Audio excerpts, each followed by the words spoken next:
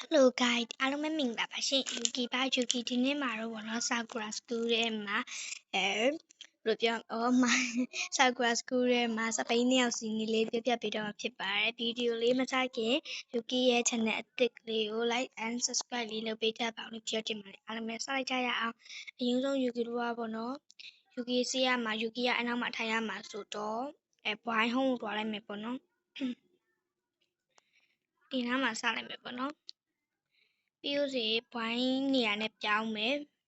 ပြောင်းဦးစီဘွိုင်းကအဲ့စပိန်ပေါ်တက်လိုက်မယ်ပေါ့နော်တက်တဲ့ချိန်ကျဦးစီခဲကိုYuki အဲ့တော့ဒါလေးလုပ်လိုက်မယ်ပေါ့နော် UI လုပ်လိုက်မယ်ပေါ့နော်ခဲကို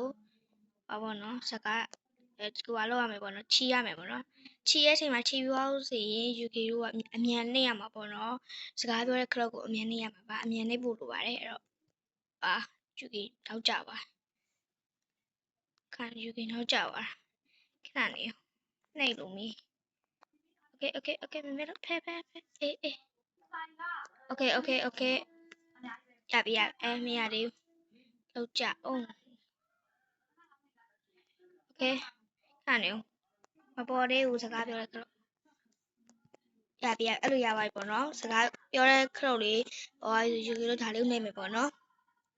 အဲ့ဒီနှိပ်လိုက်ပါမယ်နှိပ်ပြီးတော့Yuki တို့ဒါလေးနှိပ်ပါမယ်နှိပ်ပြီးတော့Yuki တို့ပေါ့နော်ဒီဟာလေးစစ်ဆိုတာလေးနှိပ်လိုက်မယ်ပေါ့အဲ့ဒါလေးနှိပ်မယ်ပေါ့နော်နှိပ်ပြီးတော့Yuki တို့ကYuki တို့ကဒီပေါ့နော်အပေါက်ဒီဘက်ဟာလေးကိုနှိပ်မယ်ပေါ့နော်နှိပ်သွားမယ်ပေါ့နော်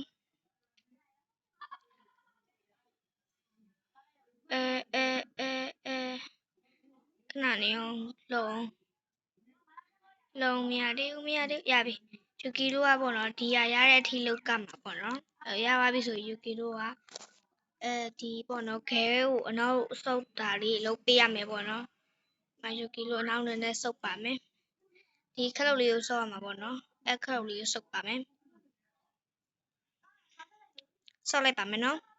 ဆုပ်ပြီးတော့Yuki တို့အောက်ကဒီပေါ့နော်